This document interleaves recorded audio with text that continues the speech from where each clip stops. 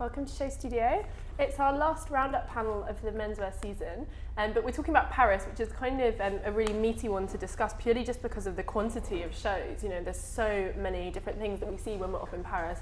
And I think also really diverse things. It kind of mirrors London in that respect. You know, you see there's no sort of fixed aesthetic, lots of people with lots of different ideas. You have the amazing Japanese designers, amazing new young talent, you know, the real heritage luxury houses. So it's a really exciting one to discuss. Hopefully I've got really exciting people with me to help unpick what we saw when we were out in the City of Lights. So before we start sort of just discussing and dissecting the highs and lows, I'll let you guys introduce yourselves, starting with you, Chris. Hello, I'm Chris from matchesfashion.com. Hello, I'm Mimma Viglezio, creative consultant. Hello, I'm Stavros Karelis. I'm the founder and buying director of Machine Store. Hi guys, you've all gone very serious all of a sudden, especially you, Chris Hobbs. That was great. I never forgot my surname for a second. Oh, it's Chris Hobbs. There we go. It's fine. Fashion makes you tired.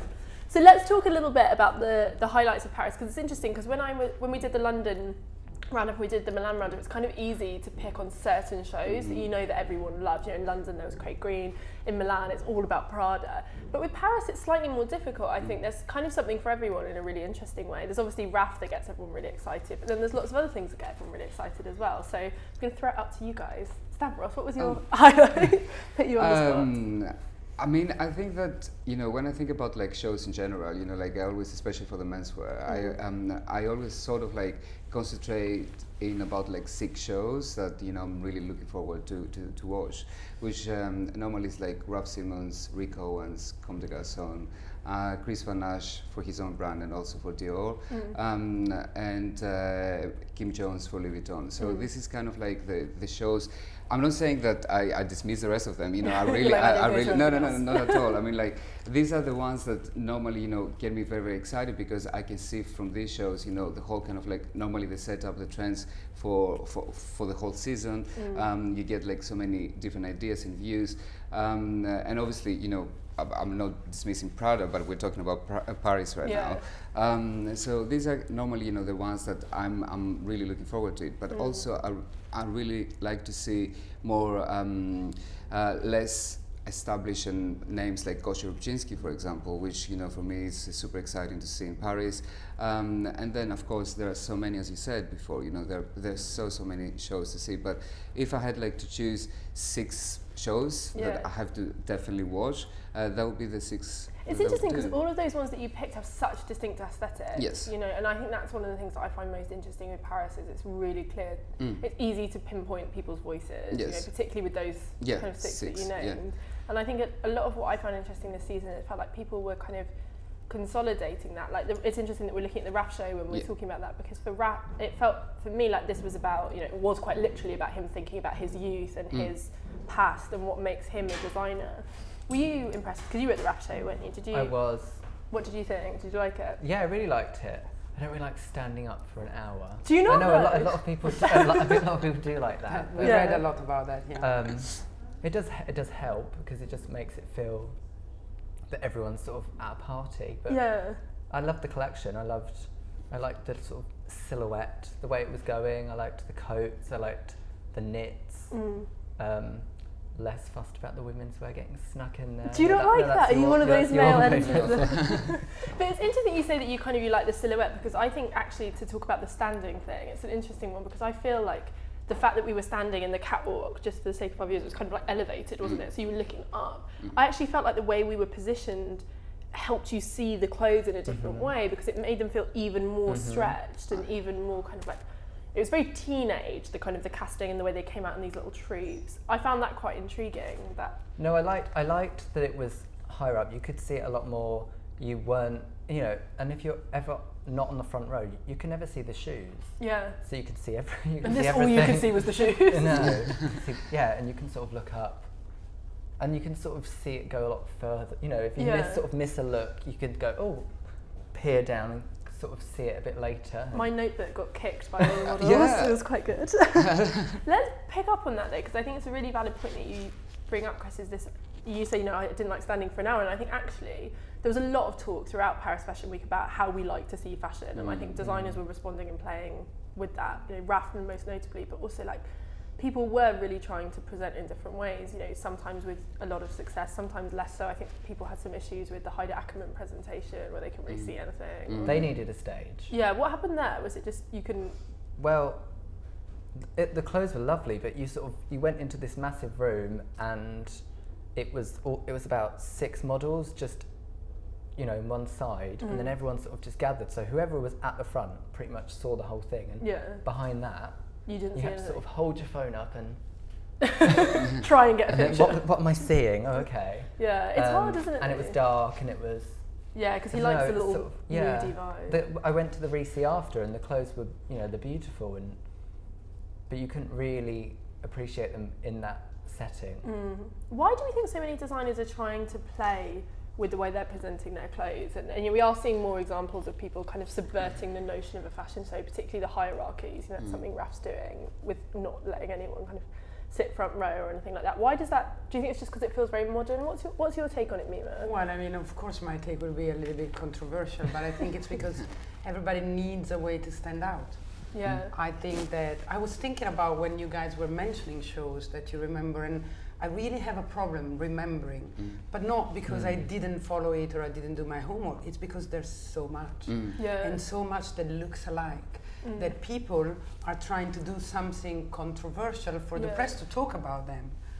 I don't even know if it's trying to do something controversial. I almost think it's even just trying to jar them. So if you sat down all day, they make you stand up. I think there is a lot of creativity that goes now in the way to present your new collection, to overcome probably the lack of creativity in the collection, because you said at the opening that Prada was one of the standout in Milan. Yeah. I totally disagree. Do you like it? I am a Prada. I've been Prada person all my life. That's how I want to look every day. Prada. But I mean, I loved it because it was Prada, and because of course it's good clothes. But some people said it was a Bertelli show. It was there to sell because the figures are not good. So I'm fine with that. As you know, as everybody knows, I come from the business, etc. But I think we say the Prada show was a standout because it's Prada, so they can afford to do nylon and normal, you know. But then if Zegna didn't have Stefano Pilati or, you know, the classic brand do that, everybody's like, oh, it's boring. So, but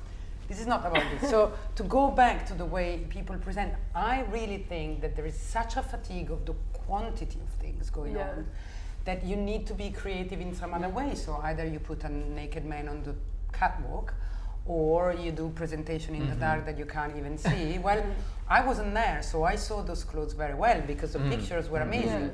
And I thought it was one of the best collections, the Hedi Ackermann. Yeah. You know what I mean? And it was almost even easier for us that we're seeing just pictures. So it's very complicated, but it's very hard to stand out.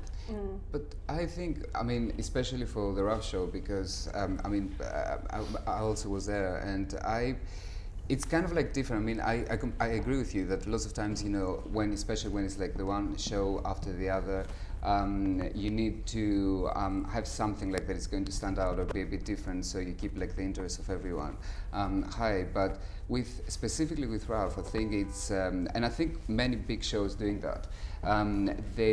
Everything becomes a part of a collection, you know. So from the set to the music to the clothes, you have like to set up the vibe for all the people that they are in the show. And I think that Raf specifically, because he also was celebrating the 20th year anniversary of the brand, so I think that he, as Lou said, it went really back to his youth. It was like his college years, you know, like if, you know, the whole story, I mean, they were explaining to us back in the showroom that all the coats, the white coats that they did, all the graffiti and the slogans on it, you know, where the whole, basically, the initiation exactly. It was the initiation of all a freshman, you know, in the college, and it was his personal experience.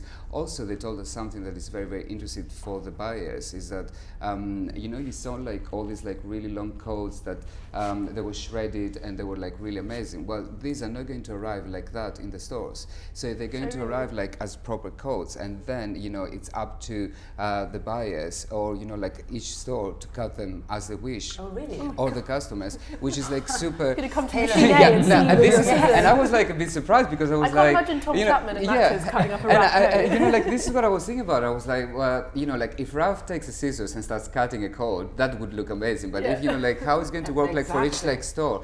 But I found like very interesting because they were saying that basically he even started like doing things right before the show walked out, before the models walked out, because he wasn't like sure about like some codes and everything like that. And it had like a really club essence in there, you know, like the music and the lighting and, you know, all the people like starting. And I read like an interview of him that he was saying that I wish actually in that show it was like about 20,000 people in here, you know, like not just, you know, a few hundreds. So I think he wanted to give that vibe that it's really kind of like, yes, I'm setting up the set because it's like so connected to the brand, to that specific collection, and the music and the lighting, everything made a good story. It's very interesting what you're saying, because on one hand, it's the experience, which is what's happening in retail. You know, we all know that retail, the way it is today, has a little bit of a problem because it has to be an experience. But about the shows, the problem, and you said it right, is that it's about 50, 100 people feeling the experience. So you either make it into a show where everybody can go and experience the experience, or people that don't go have to rely on what people write, or you telling us about, you know, these things that you read, you know, the cutting of the code. I think that's if you're what's not so there, you interesting don't know. I think we've got things. I think it's interesting to think about how other avenues are trying to kind of replicate that. I think that's one thing that's so interesting about the fashion exhibition at the moment, which has obviously become such a talked about thing, because I think we're seeing that more and more, where that kind of catwalk experience is being brought into things like museums and galleries. But also just, I think it's interesting to think about, it's really, really smart that you mentioned retail, because I think some aspects of like the catwalk element are being brought into retail. I was talking to Sibling about this and how, you know, they do the showpieces end up in stores, and I think a part of that is not to sell a big pom-pom outfit, it's more to try and replicate the feeling of being at a show into a store, and I think that's really it's interesting. part of the experience thing, you know, but I think people are, you can feel we are at the beginning of this, because people are trying different avenues. They're trying and picking, and then nobody yet has really found a way. But it's quite interesting because you see it in the show. Absolutely. But I think also, you know, the way that the shows are presented, I think it's, you know, people think that, you know, there is kind of like a specific setup between, you know, menswear and womenswear, and now you see like lots of menswear, lots of menswear designers. They also have like the womenswear side, and the introducing, or, you know, what is going to follow in February during menswear in January. So, you know, you see Prada setting down, you know, like women, you know, wearing like the looks. Raf did it this season, you know, which was super surprising for everyone there. And so many other designers actually are doing it, and they're like, and I talk with lots of designers here in London, and it's the whole thing, you don't really know where it's going to go, you know, what is going to be the new way of showing these collections, because everyone considers, obviously, you know, the expenses as well, and the cost of, you know, running like two shows. It's also the times, the timings, everything is, it's kind of, I think it's a big kind of conversation about what is going to be the future, because lots of designers, especially in London, have the view of perhaps, you know, it should everything merge into one show, you know, like the people that do menswear, womenswear, and I know that for the industry, for buyers, for everyone, it's going to be like very difficult to do that. Also, you know, for journalists as well, it's going to be very difficult. But yeah, I think that it's very interesting the way that everything is changing and where it's going to go. Because don't you guys think that exactly that again? You know, the fact that we don't know exactly where the shows are going to go. We don't know if it's still relevant or not. The big houses with big money, with deep pockets, that are probably going down a little bit in people's mind and critics, because all the young people are more creative. So what do? They have the money to fly people around the world and do incredible things and do shows that are also spectacles. And I mean, now Nicolas and Louis Vuitton, they do this exhibition which is going around the world with the show. They just did it in Los Angeles, and then Carl is bringing people everywhere, and now he's overlapping with the Met. So I think, don't you think, I'm not sure about this, but don't you think that the big houses now, they're taking out their big money and say, we can do this and you cannot do this, because you get the attention? Do you see what I'm trying to say? Yeah, I think there's an element of, I do kind of understand what you're saying. You know, if you're flying journalists around the world to see a show, it's buying coverage, and I think that's problematic, definitely. because obviously if you fly a load of journalists to a show, they're going to write about it. I think that's and you're going to be wined and dined in 5 It takes the element hotels. of choice out of Fashion Week. You know, you go see 20 shows and you write about the 3 that inspired you. It removes that element, which is obviously a shame. But then I think it's interesting, you know, the way fashion's going, isn't it? There's too much to see, so people have to differentiate somehow, and if they differentiate by the fact they have more money, you know, how else are they, it's obviously the way they're going to do it, isn't it? It's so, it's hard, though, it upsets me. Are they buying attention? Obviously, yeah, completely. But isn't that awful? But I think that's always happened. But this is what I guess that this I is think it happens more than ever. Oh yeah. I mean, of course, because you know things have become like more difficult. I think the competition is way bigger at this period of time, because you see that also there is a big shift. I mean, the big houses are afraid that, you know, they can stop being relevant with, you know, the young generation, the younger generation. So I think this is the biggest fear, is like always to manage to be on top of things, you know, like to find ways of keep, you know, that relevance with all kind of like the younger generation that becomes the customers that are going to buy the products. And then I think also there is another part of competition, which is the younger brands coming along, and there is a massive shift right now, you know, and I don't think it's just in London. I mean, we were the first ones in London to show that emerging brands are like very, very important. But I think right now, you know, you see it like through the stores and, you know, through all of us, journalists, everyone, you know, buyers, they're focusing more and more and more in emerging brands, and also customers buy into them because they find them like super, super exciting. Because they are, and of course because they are. So obviously the competition is in many different levels. So of course they have to bring out the big guns, you know, the big guns. But means, that's what's so interesting about Raf, though, if you think about it, because he's such an insider, you know, and that was what I felt was so amusing about being at the show in some ways. You know, he is, you know, creative director of Dior. You don't get more kind of establishment than that when it comes to fashion. But he still shows almost like he's like a kid on the schedule. You know, like he made us stand up at his show. That's the complete antithesis of like paying for everyone to fly to a country, putting them up in a hotel, buying them dinner, letting them come to your show, gifting the fuck out of them. He still made everyone go quite far out. Yeah, he made everyone trek, made them get their own way. People winner. wouldn't have done that for a smaller brand. People used to do that for Lee McQueen. Yeah. But it was always very complicated to get. I think they would do that for Craig Green. Yeah. I think. Yeah, I guess they would. I think maybe they wouldn't do it for a traditional tailoring brand. Yeah. So it's interesting to think about that. I think it's a really good point though that he doesn't. I'm not sure everybody would do it for Craig Green.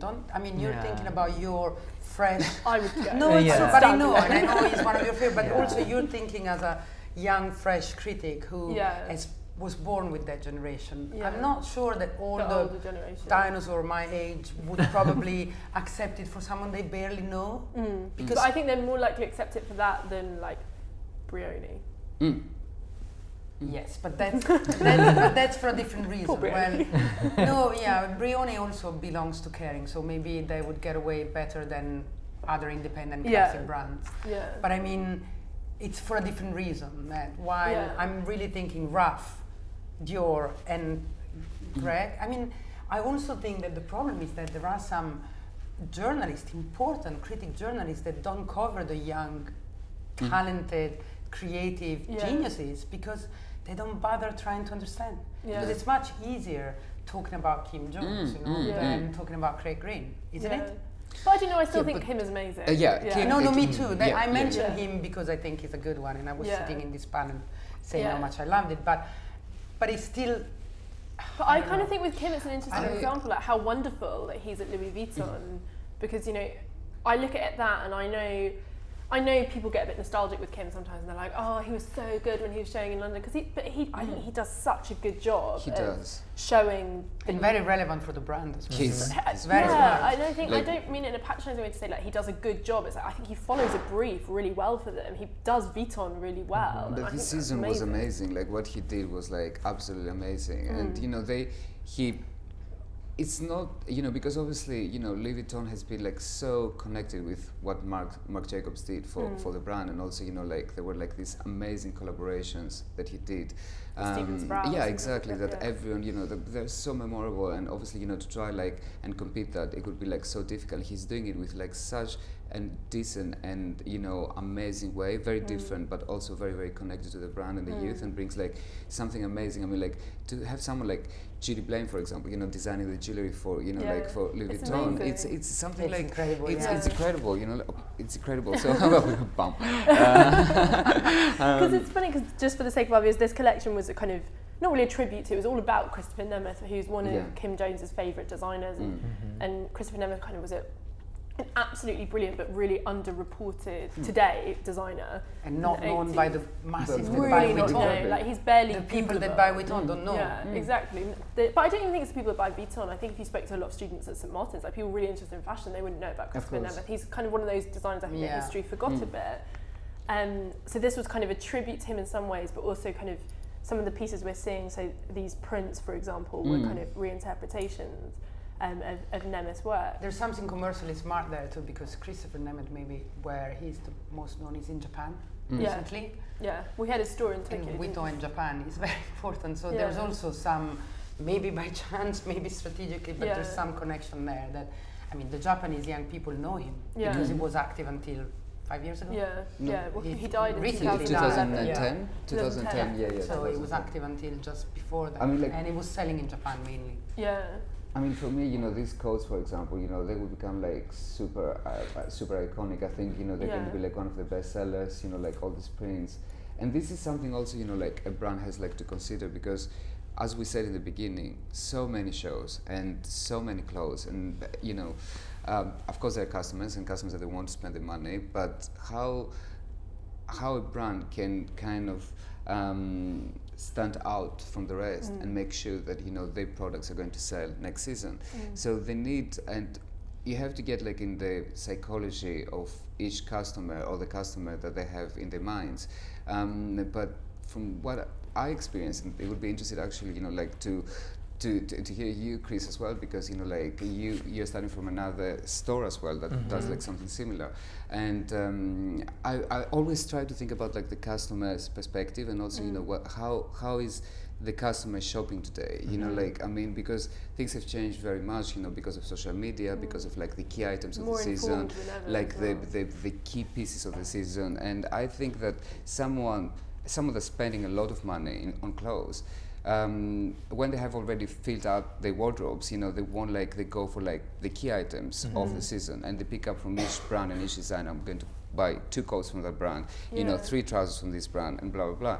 So, or are they targeting the customers that they're loyal to them and they want always the classic outfit? Like the Prada customer, for example, that they would go always to Prada to buy the perfect suit for them, from them. So I always try like to analyze it. Chris and I were actually talking about this in Paris, weren't we? We were talking about this kind of idea of like statement pieces and what's become, and we were talking about the coat as a new item. It's interesting to think about how people shop with that and how, it's almost, I think, but that really, I think, shows that we no longer buy things. And for a while, you bought a black coat every like 2 years, and it was a really great one. Whereas we were saying, it's kind of almost become a way of showing your fashion. Do the stores, like important stores like yours, influence buy, or is more a show and the press? I don't think. I mean, can you still influence the buy of your top clients by your editing? With your editing? I'm not sure really. I haven't done. I sat around in my first buying appointment this season, which was really interesting. But no, I'm not sure. Because Chris works on the editorial side. Yeah, I'm on editorial, so I'm not sure how the two affect each other really. But do you think your customers more? Do you think they're more? It's interesting because we always talk about people being more informed about fashion, but I wonder if we just say that a lot. Do you still think they come to you and they want guidance? Well, I think that's what the editorial team are there for. Yeah. You're like, oh. No, but it's true. But I think the question that I ask is even more relevant because you're on the editorial. So your job is to influence them. But I think, but I'm completely wrong because in this case I don't have figures to prove it. But I think that people are more and more independent from what we all tell them. Yeah. I think that one thing that I really love, and when I look at people in the street, is that everybody has their style. The only thing that matters is be honest with who you are. I'm not trying to copy you because I would look bad. Don't you think that's why retail editorial works though? Well, but I wonder because stores like Matches or others, I'm not going to mention, they have influence. They have brought designers to cities. They have. I wonder if that's still true and relevant. It's quite hard to second guess people.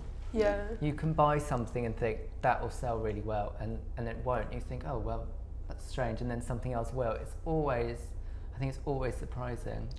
I also think that you have to know your customer very well. I mean, like, I think you have to know, I mean, from a perspective of a buyer, I mean, you have to know who is your customer, and also it's not about trying to predict what your customer is going to want to buy, but you take into consideration, but also it depends on what kind of store you're running as well. But you know, a store that always wants like to be on the front line of promoting and showing and pushing the fashion boundaries, they always also have like to introduce new elements in the buying. I mean, so it's not just about. I mean, obviously, the first thing that we do is like we know our customers, so we know like what they're going like to buy. But then slowly introducing new things that new brands, for example, or less known brands, because. Yeah, but let's face it. I think the importance of digital and e-commerce more than percentage of sales is that you've got data, and that's such a treasure because you analyze data and you. Because we always said you know your customer, but then when you're a big brand and you have millions of customers, every store knows theirs, and that's different than the designer because whatever. But so that's why data. But I also think that yes, the fact that multi-brand stores or edited stores do even better than brand stores. It's because of that, because you offer a lifestyle, an editing style. So. For someone like me, maybe you say, okay, I choose Matches.com because it looks. Sorry, Matchesfashion.com because it looks like me more than. And again, I don't want to mention others, but and it's more choosing the environment where I buy and in which I believe than the brand itself. But I think, hence again, what about the relevance of a one brand show? That's what I'm trying to say for the final buyer. But I think that's what's really interesting when you asked about kind of the. How someone like working in the editorial department of a retailer has influence, because I think in a way it's not to try and tell the customer what to buy. It's not that Vogue thing of buy nothing before you buy Vogue. I think that's why in a way, and it's a scary time that the best editorial content in some ways is coming out of retailers. I think it's because it in a way respects the choice of the consumer more, because it's saying, yeah, cool, you've already decided you're going to come to us, you've already decided this is what you're about, well said. And we're just going to offer you an interesting edit or some visual stimulation with a nice editorial, or a great interview with J.W. Anderson, or the kind of copy that you guys put together, and it's kind of sometimes quite unexpected, like Paul Smith's City Guide or something, and it's we never in our site we never would promote something that we didn't really like either. Yeah, exactly, but that's consistent with then when you go to one of your stores or to your website, and I think it's quite brilliant because it offers me a lifestyle. Then I can decide I like it or not. But it respects your choice as well. It's something very specific that I can like or not. But those that are in trouble are those that are still trying to be a little bit like you, because that one, and that's not going to last long. But you have to create a niche in the market. I mean, like you have to be a specific kind of store. That's why, because because we're talking so much about retail and but that connects back to the designers. There is a competition. There is a level of competition in terms of there are so many stores worldwide. It's not just because when we talk about retail, it's not just retail in one city. Because of the online stores, because of the e-commerces, it's the competition is worldwide. It's the same applies. Do you know how many people does Matches shop to? It's something crazy, isn't it? How many countries? Like 85 countries or something. It's mental. Oh yeah, it's crazy. Yes, I mean as every if you think about from Mr. Porter, Netta Porter, everyone, it's if you put all this down together, you're talking about a worldwide competition, in between, online stores, between retailers. Every retailer at this stage has an online store as well, or they're going to. So you cannot really specify it and say, this is what happens in London, this is what happens in Paris, this is what happens in New York. The same applies exactly to these brands. These brands have to think about all global, the kind of where they're going out with, with these collections. They have to consider fabrics, they have to consider, because of different weather conditions, prints, they have to consider so many different things.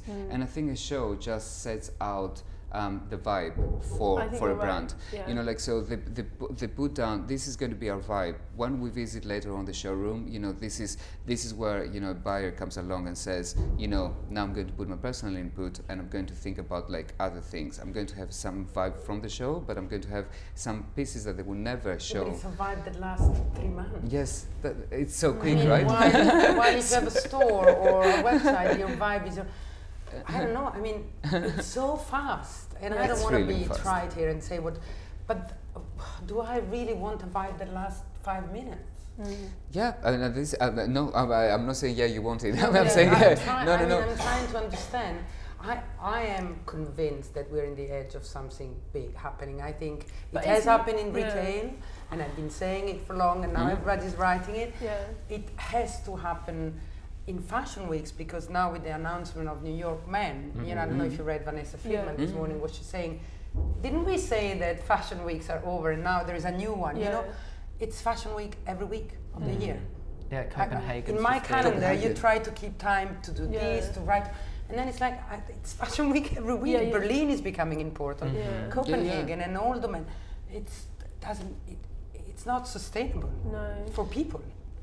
For professionals. But I do think that that's interesting to think about this season, because, you know, I talked about this a bit yesterday, so I don't want to sound like a broken record, but I feel like a big theme of this season was, and I don't want to make this like the Raf panel again, but going back a bit to Raf. It was a very good show. It was really good. It was a really good show. It was about, I think this season there was a lot of designers proposing or even championing clothing that wasn't, not just that wasn't seasonal, but clothing that was like, it was about clothing that was like worn and loved and cherished and like broken in a way. You know, this wasn't, obviously yes, you can wear this in a way that's very seasonal. You can wear one of the shiny jackets and everyone will know that it's this season. But I feel like there was an ethos of championing clothing that is loved and worn and changes over time. You know, Bottega did it, Raf did it.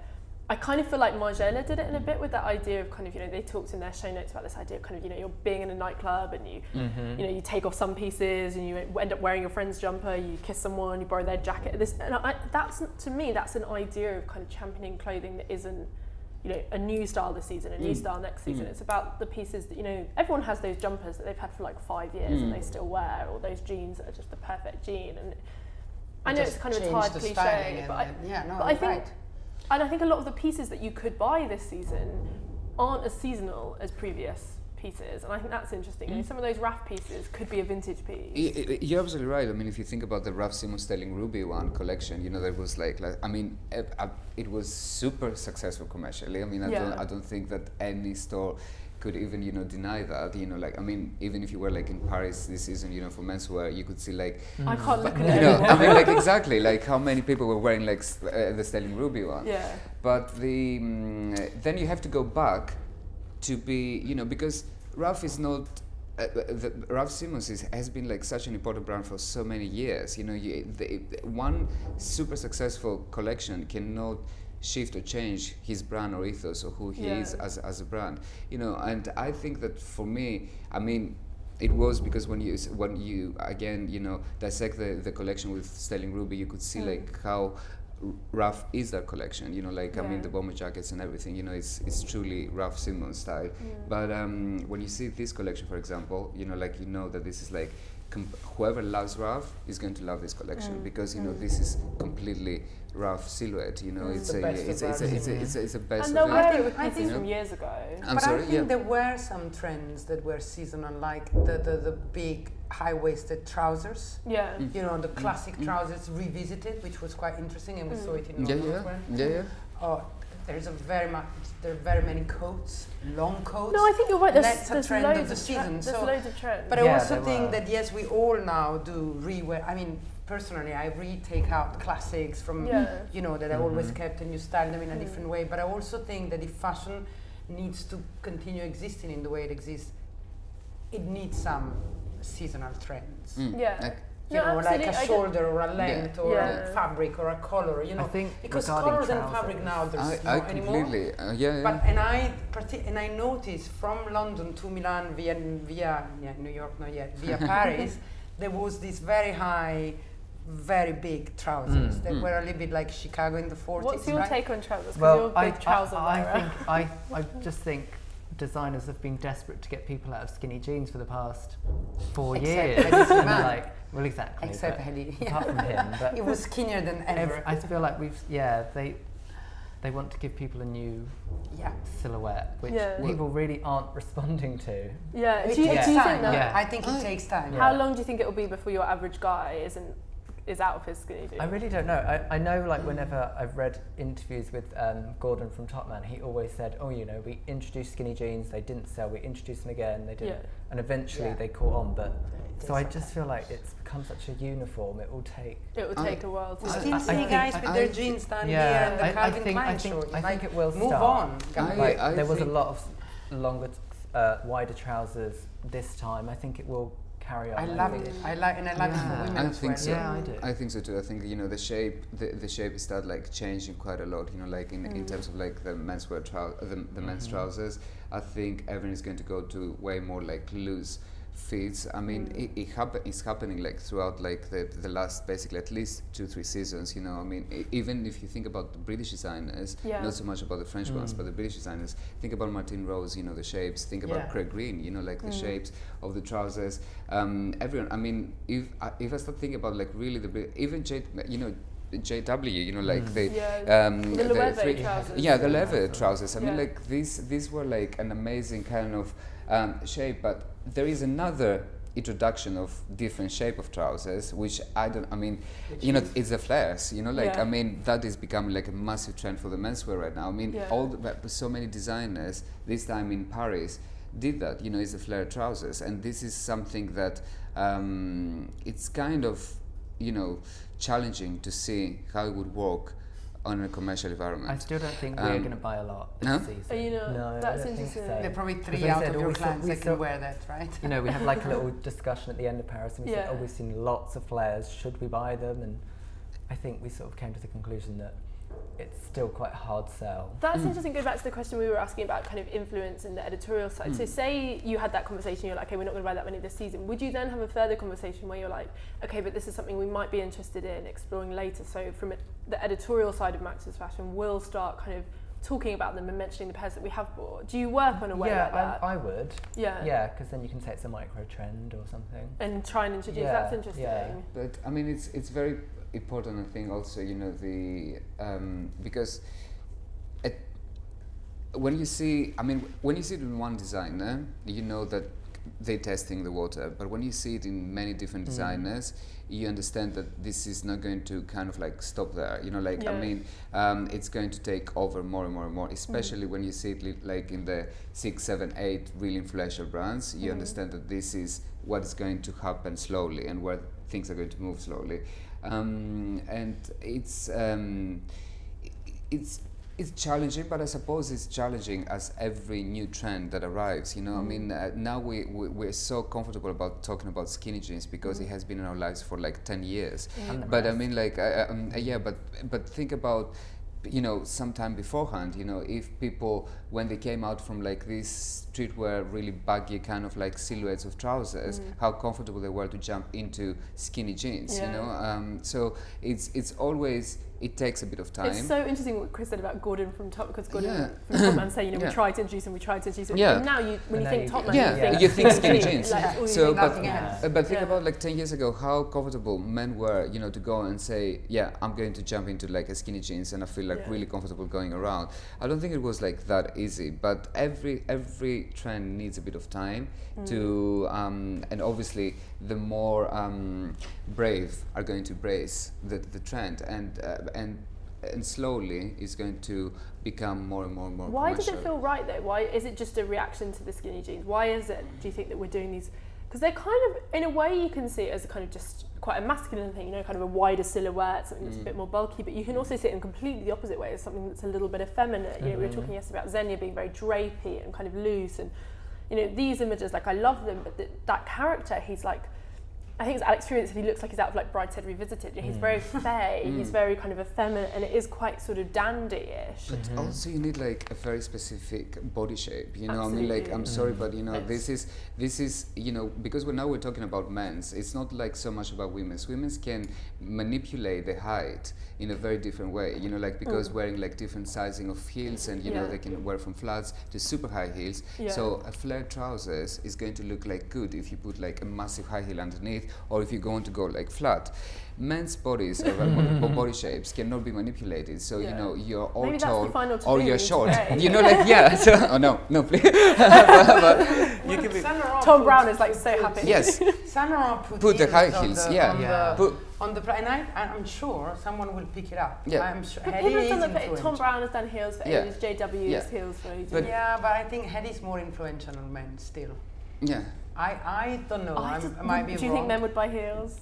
Well, I think my dad probably wore platforms in the 70s. It's Really? strange to think that. Yeah, isn't that's it? Like, so true actually. I Yeah. think how some was men that will buy that it. it was Dior accepted then one and was now people Hedi, would you know, go on back? Dior. Yeah. It was like the you know, the boots, you know, they were like super popular. But I'm talking more, you know, like, I mean, yes, you can manipulate your height like that much, you know, for like 2 or 3 inches, but not. I mean, a flared trousers is a difficult trousers for everyone to look good at. You know, I mean, you need like a specific body shape, you need like a specific style to support the whole kind of thing. And I think that this is commercial from a more commercial point of view. It's where you need to find the right balance when you introduce a new trend. Is that if it's going to be extremely too difficult for someone to take this on board, and there are ways to do it. Of course, they're super. I mean, I talk with brands and I see, you know, how you can change shapes of the trousers, even from a customer's point of view. Yeah. So you can make smaller, like, but all this is like up to the brand, like basically, you know, to do it. And yet in the 70s, every man was wearing Yeah, trousers. so I mean, right. you guys were not around or too young, but I remember my dad father wore flares when he got wasn't. married. Yeah, my father wasn't particularly a fashion guy, and he was thin, but My father not too. particularly tall, and flare were absolutely normal. So again, you know, I always think about cars when you're used to the size of a BMW, and then suddenly cars shapes change, and you don't like them at the beginning, and then suddenly you don't like them. You know what I mean? So I think that flare for men, it's a little bit probably more complicated because to me it looks a little bit more costume film or vintage than if we wear flares with certain kind of heels or a coat, then it's just modern. But if a man goes around in flare today, he's like trying to look I don't know, it's more costumey. So I don't think it will But pick people up, just need to do the style in a different way then. Like, Exactly. it seems strange that the flare thing has You know, with happened. the There big was a jacket. big 70s thing going on as Yeah, well. It's completely. like the two don't have to go together. No, I think it's interesting. I think a lot of this season, it's really interesting. You say that people were trying to show the flare and be like, but it can be kind of grungy and 90s as well. Yeah. I think there's an attempt to kind of rebrand it as not a costume thing. Yeah, and also, you know, like when it comes like to the flare trousers, it's a very kind of like different aesthetic that each brand is taking. You know, like I mean, JW flares to Raf Simons flares is like very different kind of aesthetic, but also it could be perhaps a good way of selling, because people that they would want to try that kind of like outfit, they would think about, oh, for me to support it, I might need like a full look, or I might need like you know, to have something else from the collection that is going to make it like so current altogether. So this is how brands start to analyze the backside. You're so right. I think that's you know, what's been interesting with people suggesting a trouser shape, because it stops that culture of I'll just wear it with my skinny jeans. Yeah, because it'll look exactly. fine, Because you know, with a skinny, you can wear anything with skinny jeans. In one point, you're going to be able to wear anything with flares. You know, because it's going to be so commercial that you know people are going to be like, you know, it's absolutely fine, you know, to wear like a flare trousers.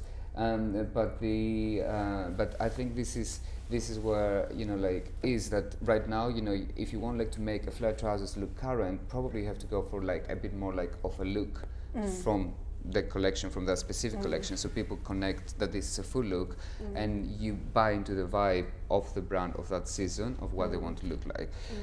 But I see the flares happening a lot in London as well. You know, like so many British designers did them, and they offer 3 different styles of trousers. These are, I think, like whoever goes like to the brands right now, you know, like I mean, and you see the trousers. And I'm going back to a British designer who is also in Loewe, J.W. Addison, and he did like 3 different styles of trousers, and that was they were the ones. Yeah. He had skinnies as well. I don't think exactly. Skinnies are that. Yeah, exactly. Because I was looking at what you were showing at the same time. Everybody has a little bit of skinny still. Yeah, even in classic trousers, not really skinny but slim. Yeah. Talking about trends that men may be late in adopting, are we going to get to a point where we're seeing people doing a Rick Owens vibe and just like letting it all I was a kind of I hope that you would talk about Rick. Well, let's have a look at Rick Owens. We're on JW, yeah. It's a bit of a pity because I think there was something amazing about this collection, and but anyone talks about. Yeah. So I mean, I think it's his mistake to do it because, I mean, you're such a great designer, and you outstanding in the sense of standing out anyway. Yeah. So I don't mind. I mean, I don't care. But that's all about. Everybody was talking about, even when they were saying, "I don't want to talk about this," but then they were, and the attention of people goes into that shape instead of. I mean, there are some amazing coats. Really amazing coats. Yeah. And such a pity because nobody really knows. But that's just back to what we were talking about before, isn't it? That, you know, people are so tired. There's so many shows to report on. You know, I kind of think people will seize on anything that isn't fashion almost when they're at the shows, whether it's a soundtrack or a new venue or visible genitalia, like something that isn't clothes. You know, it's so much easier to write about. But I think that, you know, there are like 2 set of designers, you know, 2 set of like not 2 set of designers, 2 set of shows that every season is the ones that they don't want to go for like not the excitement, but they don't want to go for the shocking factor. You know, they don't want like to do like something. They want to do something more like understated and more kind of like timeless and easy. And you know, it doesn't look like they step out completely of the comfort zone. Yeah. And there's some other people that sometimes, as a brand or as a designer, they need a bit of challenge, you know, around them as a brand. And designers are creative human beings, you know, they need sometimes to shock a bit themselves and also to shock a bit the not the customers, but you know, the crowds and the brand as well. So it's nice to step up. I mean, like it or not, you know, I mean, personally liking it or not liking about the whole, you know, discussion about, you know, how with Rick Owens, it's nice sometimes to see, you know, that a designer that steps out a bit of like his comfort zone, but also think about Rick Owens. I'm like, is he really stepping out of his comfort zone, or is that his comfort zone? I think you're so right. I don't think this was gimmicky. Yeah, it's totally his comfort zone. But nobody said that. I mean, I understand what you're saying, but I don't think he or anybody thought he was stepping out. Yeah. But of course, he didn't do it by mistake. You know, when he was saying, "Oh, it was just a cut." No. No, but I think he wanted it it's to more like happen, I think that's his world. I think he is a sexually liberated person. I think that's who he is. Yeah, and in a way, it's kind of. I wouldn't want him not to do it in case people think it's a gimmick. In the way that, you know, like you wouldn't want Raf not to show on a raised platform and in case people misinterpreted it. And I think it was interesting with this because I think it is part of his. I think his ethos is all, and I kind of wrote about this in my review, so I don't want to repeat myself, but his ethos is all about this idea of kind of pushing you to be a little bit more experimental. And I think for him, he probably sees that as a small step, you know, like being naked, but to other people that's so shocking. But I think it's a real part of his narrative is this. But I was shocked about the amount of shock from an industry that should be so liberal and so open. I was more shocked about the fact that everybody was shocked. Exactly. It's interesting actually being there because people missed it. I was sat next to like a few people and we were at the front. You could see we were actually at the end of the runway. So if you were going to see it, like it would have been us because we were right at the end. So they walked the whole way up. And right towards the end of the show, I kind of said something to the journalist because I was surprised. He's quite a funny character. It was Charlie Porter, and I was surprised he hadn't been like and said something. And he hadn't noticed, and I think it is because not because he wasn't paying attention. He really was paying attention. But I think he was looking at the cuts and he was looking at the fit. And I think. It's interesting how I think it shows how imagery can change a collection because I think there were a couple of images where they just got that shot and I think they kind of were beamed across the world and everyone used those in their coverage. Whereas actually at the show it wasn't the only thing you noticed in any. You could miss it, like it could have just looked. I think that was interesting. Once I did clock it though, I did. I sort of went, oh god. I sort of looked the person to the what, right of again, me. it's a question and of then every habits. look that came, Because I went, we is see this one going to be? But we see a lot of women genitalia. We rarely see men genitalia, you know, and that's just, I think it's more the surprise factor, because if other films like Shame will come along, then we will be used to see full frontal men, you know. Well, but Megan Kirchhoff did it the season boobs, before. they don't shock anybody anymore, except from Instagram, because they're so everywhere. Though, I think. That's very true. But it wasn't. This wasn't done in an aesthetically pleasing way. It wasn't. They didn't try and make men look massive. It was kind of like.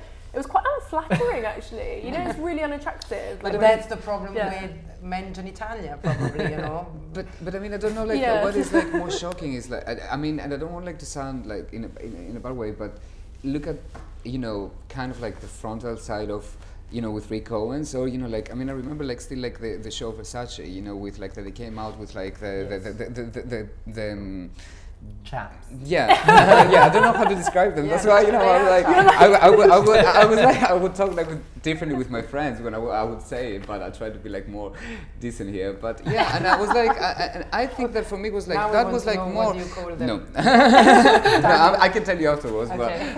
But I was a bit like that for me is like more, you know.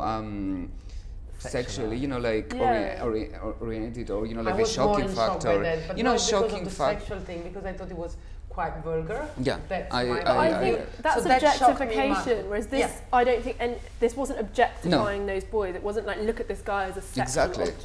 Yeah, probably that's the right thing to say. It was interesting. That one shocked me much more. I just didn't like it. I didn't shock me. This one is like, wow, whatever. You see a little willy, you know. Yeah.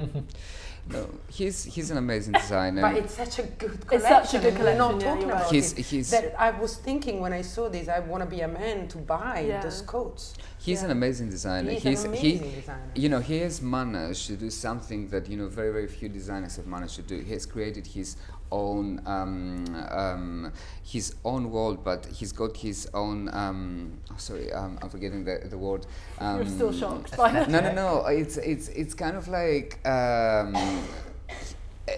whole community. Like it's his own community. It's tribe. Exactly, that was the word. Tribe. He's got his own tribe. And very, very few designers. And so committed to him. They're so committed to him. You know, like people that and you recognize them in the street. Exactly. More than any other tribe. Well, that doesn't happen with other. That is one of the interesting things. I think it perhaps does a little. For women as well, I think. Yeah, completely. They're their own little group, and I think that's interesting in a sense, because you were saying before about, you know, what's the point of kind of own brand stores when you've got these amazing sort of multi-brand retailers. But I think there are designers who prove that there are still shoppers who want to buy into one world and live that life. Asian market. Actually, that's why my favorite store in London. Yeah. His store, I think it's it's a temple. They love Rick Owens, and you know he's so big in the Asian markets. You know, like I mean, I think that everyone is obsessed with Rick Owens. It's kind of like the two type of people. You know, you've got like Rick Owens, and you've got the rest. You know, because they love the whole look. You know, they will go for the full look. But it is interesting because there are those type, but then there are also like, you know, I have friends who are kind of like lawyers, and they kind of want to be interested in fashion. They'll buy like a Rick Owens leather jacket and wear it with their suit, and they feel really cool. And I think that's why he's so smart. He does have this community, but he's also very good at That's very true. I selling little pieces. Like the suit, the white collar with a Rick Owens. Yeah, and they think that they're really cool. Leather coat. It's a bit like the holy grail of leather jackets, isn't it? It is completely. You're so right. I think as far as leather, there's probably very few that. Well, Saint Laurent are trying, aren't they? Should we talk a bit about the Saint Laurent show, because we've kind of breezed it. There's a lot of shows we need to get through. Did we like what we saw? You're quite a fan of Saint Laurent, aren't you, Mimma? Have I got that wrong? I'm quite a fan of Hedi Slimane's work, and I think even if you know what he does for women, probably I'm a little bit too old. I don't know. It's not really what, apart from a few pieces.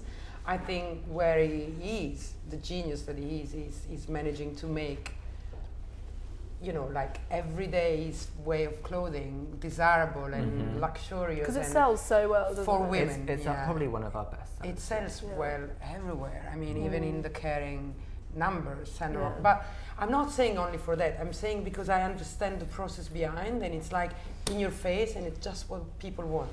The man, it's more difficult for me to understand, because I'm very, very nostalgic of Dior Men by Saint Laurent, by Hedi, which I used to adore to the point that, you know, I was buying it small and making it fit to me. So, which this is a little bit, for me, this is a little bit more difficult, but I'm sure it has as much as a tribe as what we said before, I'm sure it has a following of loyal. It's very LA, it's very music, it's a bit tacky. But it's not as distinguishable. If you saw a Saint Laurent tribe, you couldn't be sure that they were wearing Saint Laurent. You could just look at them and be like, oh, those are Saint Laurent people. You see them everywhere, like at festivals, around London. Whereas I think with Rick Owens, they're wearing Rick Owens. Whereas Saint Laurent, I think it's more like he's catering to a tribe rather than he's creating a tribe. Possibly what you said, I would say what he does is more copy. It's not an English word. You can copy more. Yeah. And so everybody can do it, and then those people will wear it in a cheap way. And that's a little bit of a pity, but actually I don't think he really minds, because what he wants is to Saint Laurentize the world. It's like, I want to take over, and this is the way people. The only thing I think Hedi is a little bit still top down. Like, I'm telling you what you want, and I think the world is not that very much anymore. So I don't know, but I haven't seen him personally for a long time, so I don't know exactly what's behind. But I'm quite fascinated by what he's doing, because also commercially, people can keep criticizing, but he's one of those that are selling. But I don't think that's the biggest success of it. I think I was really thinking about this season, because everyone's always kind of been like, yeah, you can criticize it, but it sells well. And I think now the narrative changed to, yeah, you can criticize it, but it's influenced absolutely everyone else. And you saw the influence of it at Gucci, you saw it at Lanvin, you see it everywhere. Like, and everyone is doing that. If you're analyzing fashion, let's not think what we like or not. But if you're a fashion critic, which I'm not, but I'm here to talk about fashion, that matters. And there are not many designers today that are able to do that for men and women. I think there is a little bit of the dress influence of Nicolas Ghesquière in the world right now, and I think he's also one of the great of our times. I think everybody tried to copy Rick Owens, but that's more difficult because it really looks like Rick Owens. It's a knockoff. But what he's doing, it's very important, and it will be in 10 years. And in 10 years, we will be talking about, remember what Hedi did when he changed the way women were thinking about fashion. And we're resisting, yes, but I still think it's genius. I think, I'm a fan, actually, I am. It's a bit expensive, though. I sort of think this season especially, I sort of wanted him to come out with a different trouser shape, because then I knew that it would change. But it's not him. He's not going to do it. It's not him. They look like mini-me's. The thing is, if you think about Dior, when he was designing for Dior, and if you see what he's doing for Saint Laurent, it's basically the same thing. And not in a bad way, in a more in a today way. I'm not saying in a bad way. I think he's a great designer.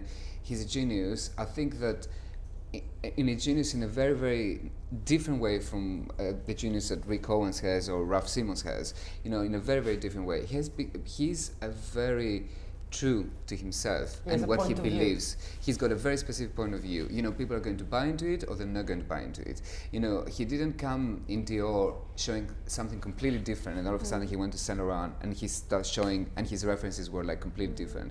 He was a guy that he always loves music. He's so heavily involved with like the music industry, with all these like really amazing, cool musicians and really underground, and that he's got like a kind of like similar aesthetic to LA and Paris, kind of like bohemian a bit, and and underground also. The silhouettes it's always like that. It's super tiny, super slim fit. The jackets have very specific shape, and people, as you rightly said, people loved him in Dior, and no matter what, he was the one that he changed menswear for like basically more than 15 years.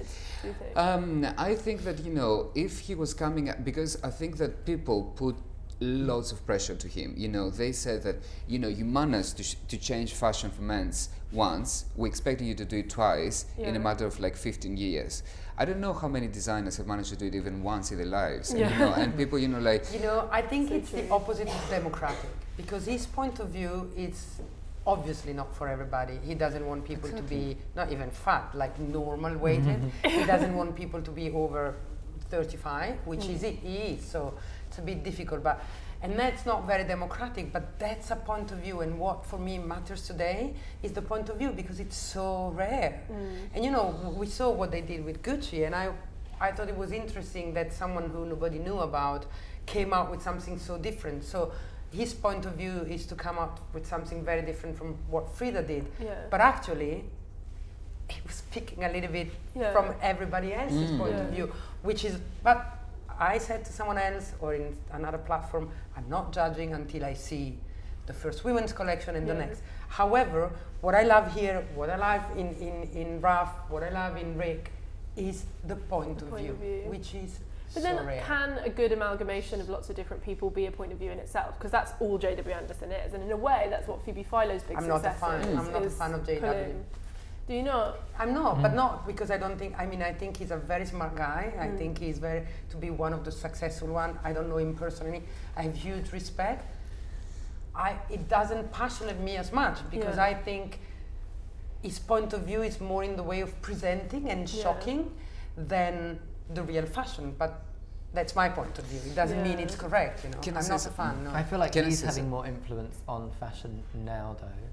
Yeah. Now than before, or than him? Yeah, more than Saint Laurent in a way. Why do you say that? Who, JW? I just feel like a lot of collections you can see and you sort of think, I see that influence. I think it's more because of what happened around him than the history of what he's done. And also, he's a bit young for me to understand, because these have been around longer. I do think Chris is right. I think this season, it wasn't actually, people weren't going as well. There's probably three, I think, that were the most you could see the most influence of them elsewhere, and it was Saint Laurent, but it was also JW and it was Craig Green.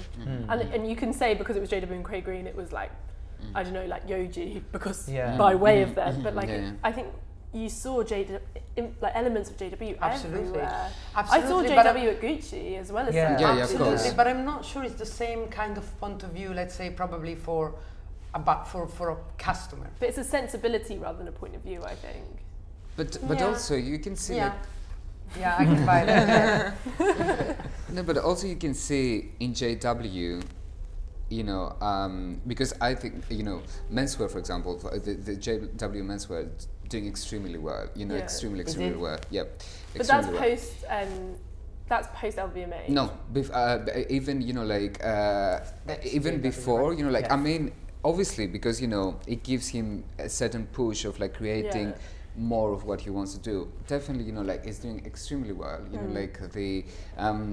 It's a difficult, He's got It's got some shapes that they're easy, but it's got some shapes that they're very difficult. And these very difficult shapes, he's managing to sell, and sell out, and people are very, very, looking forward to it. And this collection also, when you see it, you think, oh my God, this is going to be a very difficult collection to sell. Yeah, but sell out. And sell out is also depends on the kind of volume we're talking about. Because if I make 3 and I sell 3, I sold out, but it's still 3.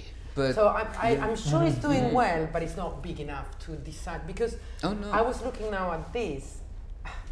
I think there is, sorry JW, I know you're very good, but I think there are more gimmicks than real fashion things. I thought this was his most wearable. Like the big scarf. I agree, I thought this was his most wearable.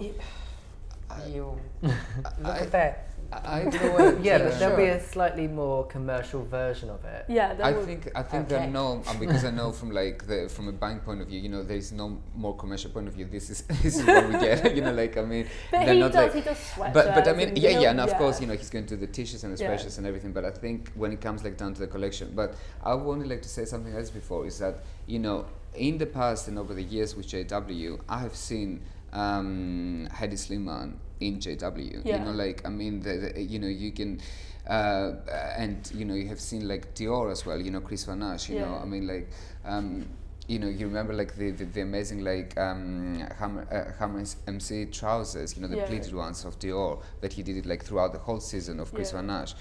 I've seen that as well, in the designers. It's kind of normal to see references, from different people and different brands, along the way. But definitely, I think he's in really top of his game right now. I think he's delivering really strong collections. This jacket, that's the one I want.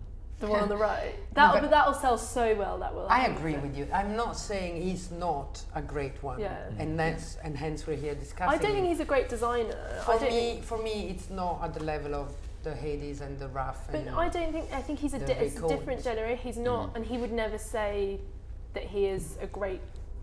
You know, I interviewed him recently. He said, "I'm not a designer's designer." Did he say that? Yeah, he said, "I'm not a designer's designer. I couldn't cut you a dress for love nor money," which I thought was amazing. He said, "I'm a creative director," and I think there are people like that in fashion. And in a way, I know he is a brilliant designer, but that's what kind of Rick is good at. I think it's what Phoebe Philo is good at. It's branding.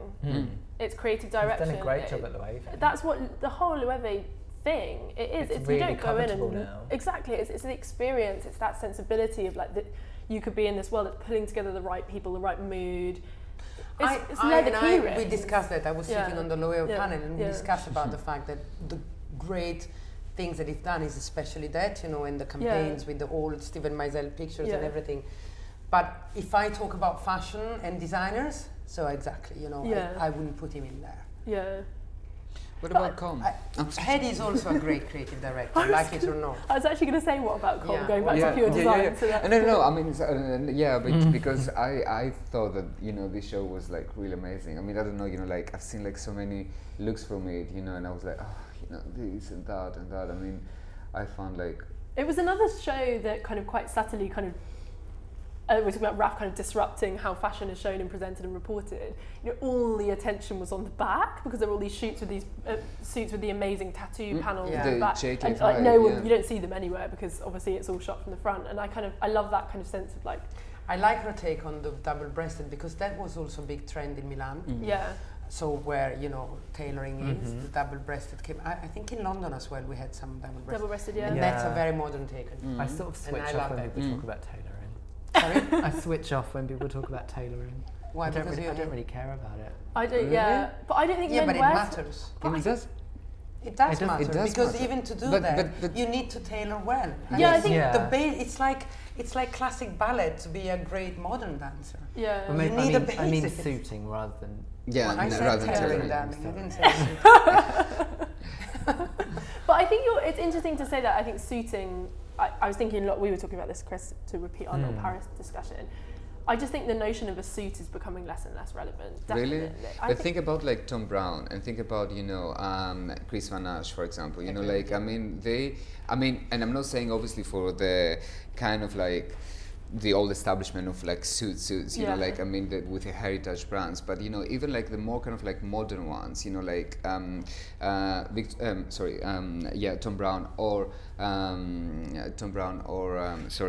Chris Van Noten, you know, that what he did for Dior and also what he did for his own brand.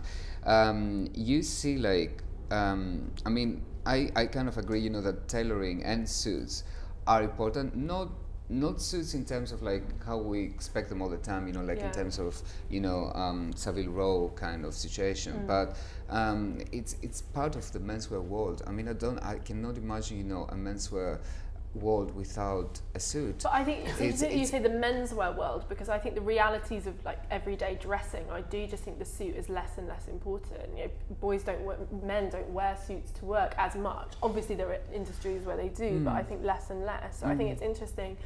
Of course it is this huge pillar of the menswear world, but I do think it's interesting just about kind of, you know, it's funny with reporting on the shows, because often we'll look at like a sibling look or a Craig Green look and go, but I can't see any man in the street wearing that. And I actually sometimes look at tailoring and go, well, I didn't see any man in the street wearing that. And I think there's this notion that it's more traditional or practical or pragmatic, when actually I think in some ways it's just as irrelevant. I think the world is moving out of suiting a lot thanks to the, you know, the Silicon Valley hoodie generation or whatever, you know, that's true, but there will still be departments of the world with many needs that will wear, you know, like the Greek Prime Minister now decided that he's not going to wear ties anymore. in his parliament. I mean, you should try and get him some Astrid Anderson. And none of his ministers are wearing a tie. So but also that, you know, it's fun because it got noticed and fine. However, I think that tailoring, and I'm not talking about suiting, is at the basis of a great coat. It's at the basis of a great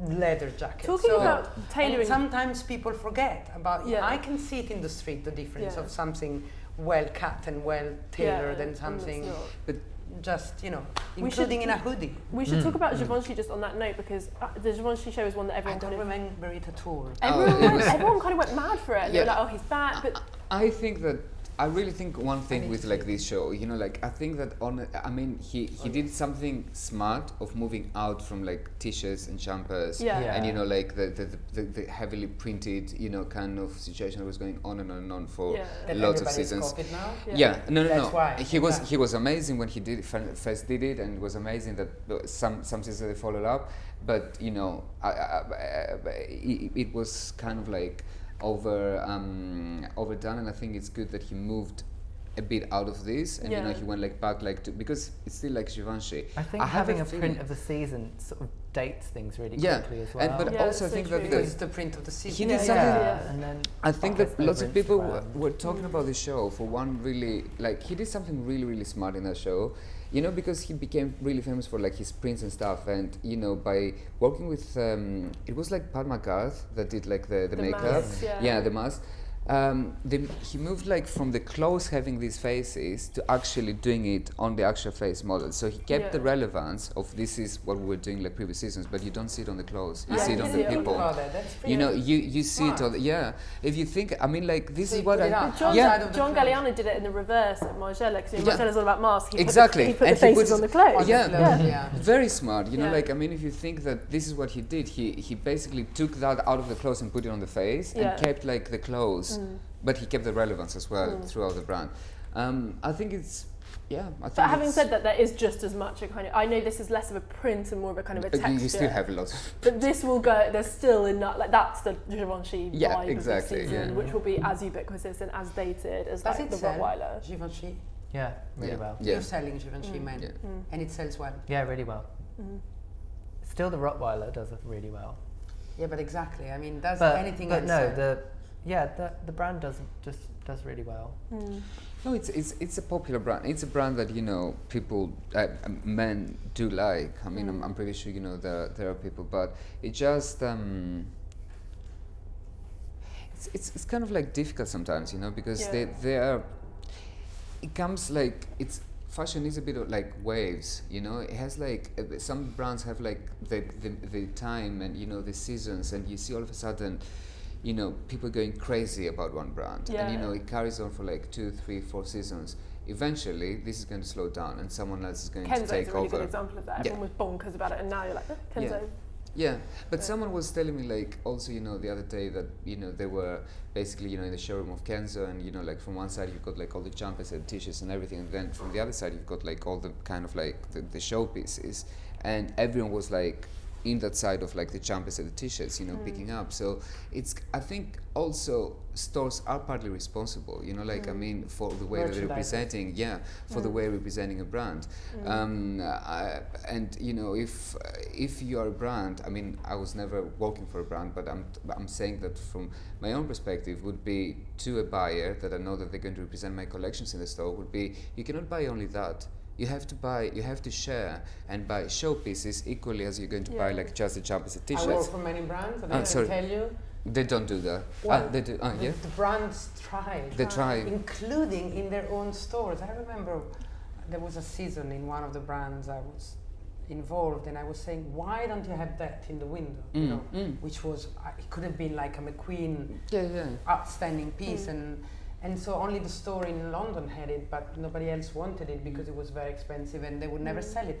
So you just said something very true, but it's very difficult to obtain, especially with wholesalers. And I also, their stores, their real estate, they do what they want. But also with multi-brand retailers, you know, we've talked about this a lot, in the way that some big multi-brand retailers, they have such might that they can turn around to a young designer and go, well, we want you to do like an exclusive t-shirt range for us, you know, and the young designer will do it because they hope that it will mean that retail will then pick them up, and it means that their brilliant aesthetic is completely like kind of like put to one side, and they just do this cute little, which is interesting because we've talked about, because you guys don't do that at Max. This is really great. It's really important, this idea of kind of putting your money where your mouth is. If you're going to invest, because you should just buy the brand if you like them. But it doesn't it's so regularly that it doesn't happen. If you see the way that most, I think, big retailers, where they introduce a young brand, it is often through this like, oh, we'll do a little London Collections men. Really because they want to do the exclusive. And but it's not even that they want to do the exclusive, I think they just want to cash in on the press and do like a cute little story. It's scary. I think it's really, there's a responsibility with buyers, I think. Definitely. But that's why, I mean, own store, it's very important for for an important brand, you know, because then you showcase it completely. Exactly. Yeah. But even in a brand where they have 400 own stores, there are problems in some countries where, like, the China CEO decides this really doesn't work for us, we don't want it. Yeah. And you're like, but we are the brand, and you're showing something that it's so banal, you know.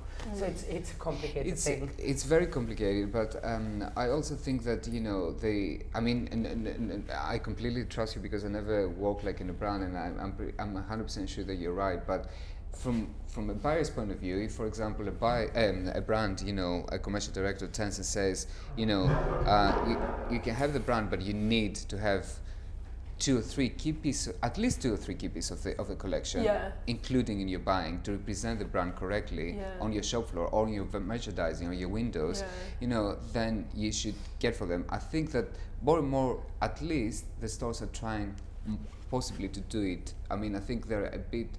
Do you think so? Because you have more experience. Do you think you're that they're doing completely it? right, and I think if you are a powerful, rich, wealthy brand, you can also say you do it or out, exactly. and then they will win. The brand will do it. But if you are JW 3 years ago, you can't. You have to do that to sure that they won't, because you need to be there. So you know, again, the rich one win, and the power of the deep pocket and the power of the power. So you're saying something very clever, and you're totally right. It's not as simple to actually execute. Exactly. I'm conscious of time, but there's lots we haven't talked about. Don't worry. Then we haven't talked about Junya, which was my show of the season. It was the best thing ever. Junya Watanabe, that was amazing. There's lots we haven't talked about. We haven't really talked about Valentino. We've really liked Valentino. Yeah, Valentino was beautiful, wasn't it? We were actually, I really want your opinion on this, because we were talking about why so many menswear labels, we were talking about it with Xenia yesterday, are using that kind of couture tag, and whether it's something that men actually respond. Do you think your menswear guy that you were talking to, does he want to buy something labelled with couture? It's a weird one, isn't it? I'd never thought about it until yesterday. I'm not sure. Like, we do made to measure, and I guess that's always got its own selling point. I don't know about couture. No, it doesn't. It's a price thing. It's to allow the thing to be more expensive. That's what Xenia did with Stefano Pilati, and also to make it, because Stefano didn't want to be the creative director of suits, so they needed to give it a different label and a different price range. But then what happened is that it wasn't produced, it wasn't selling. So now it's still called that, but actually it's more blended in with. It's just marketing stuff. Yeah, I think it's interesting that we say it's just marketing stuff, because I go, but would a guy want to buy something marketed as couture? To me, it sounds like a very feminine label for something. And you think couture, and I think most people in the world think of couture as like ball dresses. Yeah. So it's kind of an interesting tag to go for. But we are also going through like I kind of like agree. I think it's kind of like, you know, you can justify the pricing going higher, and also I think that because I have a feeling that Valentino is really big in the Asian market. You know, I mean, I know that the stores in China and Tokyo and Hong Kong especially, you know, they're selling a lot of Valentino. So menswear, I mean, you know, I'm talking about menswear. So I guess that, you know, you always, you know, it's good to give like that. For every brand, it's good like to give like this extra, you know, kind of elevated kind of like extra little thing that could, you know, create a new thing around it. But yeah, no, it's a great collection. Funny because I just can't get used about Valentino doing men. For me, Valentino is such a woman's brand from its history to But I think they've today. done it so successfully. Yeah, I know, I'm sure, but personally, I just you find it. Valentino it does really well for us. Does I feel like it's also because of how the brand is doing well, right? Yeah, I just think this collection's great. I think watching it, I was thinking each look, I was going, that's really sellable, but it's not overly commercial, but it feels like it's got its own identity, and I don't particularly like a jumper with a tie. That's very Italian, and I never really liked it. But I think it has a point. I do think it has a point of view. It's not a shouty point of view, but I do think you can recognise a Valentino piece. I think I don't know. Honestly, I'm talking, but I don't particularly know. I never really followed Valentino men, and so I shouldn't probably. I mean, you can recognize whatever has to do with the camouflage. I think for Valentino, because that became like the trademark for the last 3 or 4 or 5 seasons. They basically are pretty much did it for everyone. But I don't think that, for example, if you see these codes that we're seeing right now, you know, you would if you haven't seen the show, right, and you see just someone walking down the street and wearing it, you wouldn't necessarily tend to say, oh, this is a Valentino piece. I think some of the way they kind of work with embellishment on things like bombers and overcoats, and it feels kind of very crafty, and I think that sensibility, I think, is becoming, I think it will take a few seasons, but I think they're starting to own that kind of, it's almost like a bit folksy, but I don't mean that in a I think that's becoming something that you recognise. I'm really excited about the spring-summer stuff coming into our store, because I really loved all the prints, and I don't know, it still feels masculine even though it's quite heavily printed. And it is, there's not that many people doing stuff like that feels printed in the non-Givenchy kind of digital way. It's very non-digital. Dries. I mean, Dries is like, it's a brand that, you know, you could see that kind of like print in a non-Givenchy way. Non-Givenchy way. And I think that it's a brand that he's really, even if it's your type or not your type of clothing, it's a heavily respected brand. And I have so many friends that they love Dries, you know, I mean, and this again, you know, I'm thinking about, like, you know, the tailoring or suit discussion. He's someone that, you know, he has it quite, you know, a lot in a very, very different take on his collection. He's a really amazing designer, doing his own thing. I love that he kind of sits outside of everything. I think that's so amazing. But there's lots of characters like that in Paris. It goes back to what we were saying about Rick Owens and this. It's kind of this collective of people all kind of doing their own thing. It's quite nice. I love Dries. I'm a fan. I think this was one of its best collections, actually. Well, I felt like it was the greatest hits in a way, wasn't it? Yeah, but you know, some people, I heard many people, even in this, saying, oh, I was so disappointed by Dries. I thought this was really good. It wasn't a shouty collection. I think he's done a few that have been quite shouty. Is there anyone I've missed? We haven't talked enough about Junya. Junya, should we talk about Junya? It was really quick. Fabulous. Why did you like it? I think it was like very different collection from what I was, you know, from what I was expecting. I mean, and you know, for example, you know, it was you remember all the patchworks, you know, the denim and the patchworks and stuff. Well, you think like anorak, patchwork, denim. Yeah, I mean, like and then you see like all of a sudden like suits, you know, only suits going down, you know, the catwalk. And obviously you can see like the patchwork kind of like aesthetic again. I think there are like some... There are lots of elbow patches. Yeah, and there are also like, I think some suit jackets. There you are, like a bit of the trousers and everything, but they are not, it's not the main focus, you know, it's like something very different. I kind of like when, you know, designers get out of the comfort zone or for something that has become heavily successful, you know, in the past and go back. But it's a brand they've got really amazing tailoring, like really nice fit. Yeah. I mean, and it's very difficult. It's the same thing applies to Dries Van Noten, for example. You know, like, and that, you know, for men's, something that is very, very important is the way that clothes fit. You know, I mean, of course, it's for the women's it's the same, but I think men's even more looking especially into it. in tailor, you know, and tradition. And Dries Van Noten is that kind of like person. You know, when you see like a pair of trousers on someone. He's the best. Like, honestly, like, I haven't seen anyone, you know, wearing like a pair of trousers of Dries Van Noten and say, this is a bad tailoring. It flatters all the people, you know, like it's, and the same thing I think he does for Dior.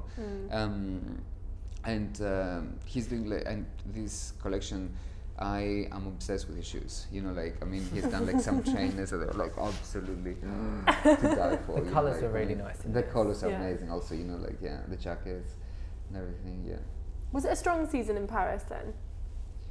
I'd say so. Yeah? I think so. I think so too, yeah. There were some I think it was just, not surprisingly, but the strongest.